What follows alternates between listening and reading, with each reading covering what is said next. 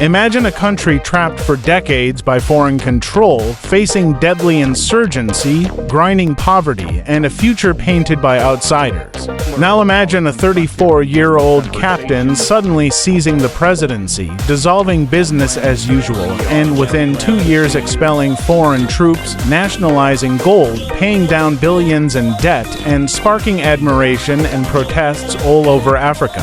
But here's the real question. Is Ibrahim Traoré a revolutionary hero reshaping African destiny, or the next strong man in a continent's endless cycle? Stay till the end, because what Traoré did in the shadows and what comes next might just decide the future of Africa itself. From quiet genius to wartime commander, born in 1988 in Bondikai, a remote region of Burkina Faso, Ibrahim Traoré's journey began away from the spotlight.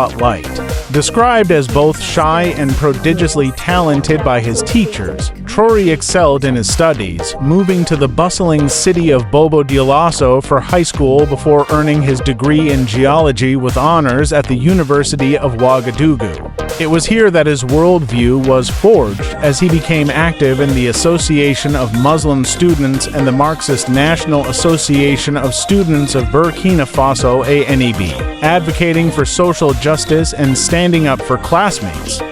Right, but Traoré's destiny took a sharp turn after university. Against initial family resistance, he entered the military, seeking not only adventure but a real chance to protect his homeland. Graduating from the famed Georges Namoano Military Academy, he trained further in Morocco, becoming an expert in anti-aircraft tactics. His early military career put him on the front lines of Burkina Faso's growing jihadist crisis, where he quickly built a reputation for bravery, field leadership, and unwavering solidarity with rank-and-file soldiers. The making of a revolutionary leader, by 2020, Captain Traoré was not just a soldier, he was the informal spokesperson for discontented frontline troops. Frustrated by government corruption and suitcases of money going to politicians instead of army equipment, he expressed his disillusionment openly. He joined the UN's MINUSMA force in Mali, demonstrating courage under fire, but remained tormented by the sense that only radical change could save Burkina. Magician's first moves policies that shocked the world. Traoré's leadership was immediately defined by bold, headline-grabbing moves, economic sovereignty, Within months, he announced the suspension of gold export permits for artisanal miners, combating decades of smuggling and corruption.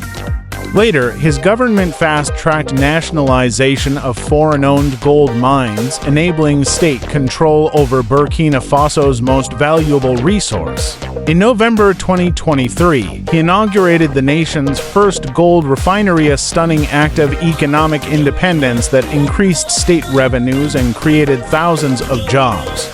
Debt rejection and salary resets, defying international financial orthodoxy, Traoré rejected new IMF and World Bank loans. Instead, he channeled mining revenues to pay off $4.7 billion in foreign debt, freeing up funds for domestic reinvestment in infrastructure, healthcare, and education. In a radical anti-corruption gesture, he slashed parliamentarians and ministers' salaries by 30%, raised civil servants' pay by 50%, and banned government officials from doing business with the state.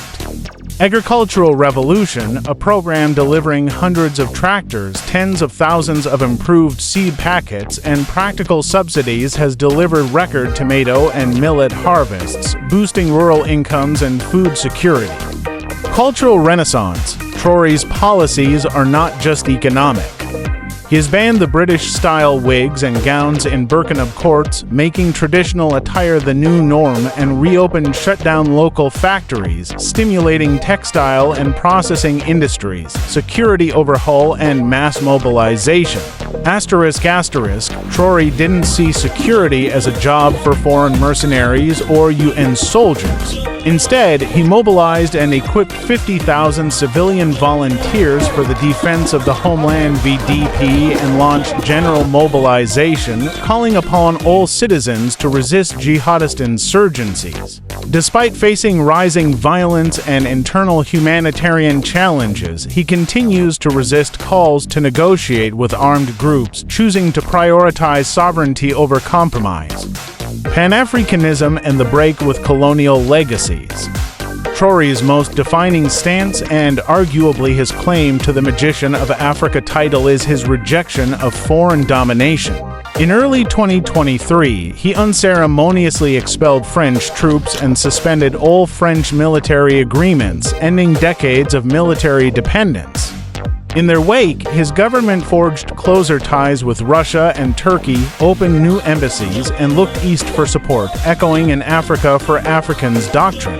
In this, Traoré styles himself directly after Thomas Sankara. Like Sankara, he wears his red beret, rides with the people, and gives fiery speeches denouncing puppet leaders and the exploitation of Africa's resources by outsiders. He told a Russia-Africa summit, "It is time African leaders stopped dancing every time imperialists pull the strings." These gestures, far from just rhetorical, reverberate across a continent where millions of young people yearn for independence, unity, and dignity. Thomas Sankara comparison and revolutionary legacy.